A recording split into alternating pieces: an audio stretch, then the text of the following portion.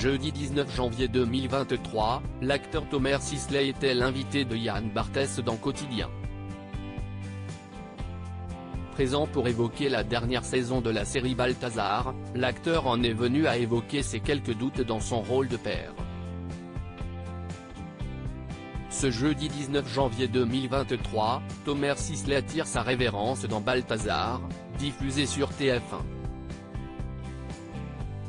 À l'issue de cette 5e saison, Thomas Sisley rend sa blouse de médecin légiste dans le but de ne pas faire la saison de trop. Mais pour le dernier épisode de cette série à succès, les réalisateurs ont vu les choses en grand, à la demande de Thomas Sisley. En effet, un nouveau visage, celui d'Hugo Bardin, le gagnant de l'émission Drag Race France, débarque ce jeudi 19 janvier. Les deux acteurs, pour l'occasion, étaient les invités exceptionnels de l'émission Quotidien, présentée par Yann Barthès sur TMC. Un entretien inédit pour les deux collègues de cette aventure télévisuelle, qui ont pu s'exprimer sur leur soutien et leur envie de faire découvrir le monde du drag aux Français, à travers la série Balthazar. L'occasion également, pour Thomas Sisley, d'évoquer sa vie privée et plus particulièrement l'éducation de ses enfants et ses doutes en tant que père.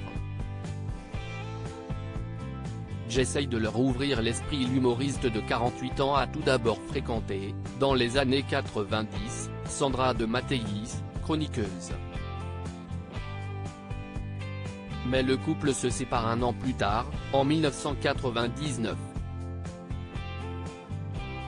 Les deux ex refont leur vie, chacun de leur côté, et Thomas Sisley fait la rencontre de Julie Madar, avec qui il a 2 enfants, Liv Chaya née en octobre 2008 et Levin né en mai 2011. Finalement, le couple se sépare, Thomas Sisley et Sandra de Mattéis se retrouvent quelques années plus tard et se marient.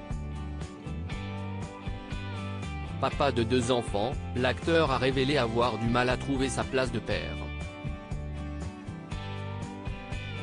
Un problème pour l'acteur, que Yann Barthès a tenté de comprendre.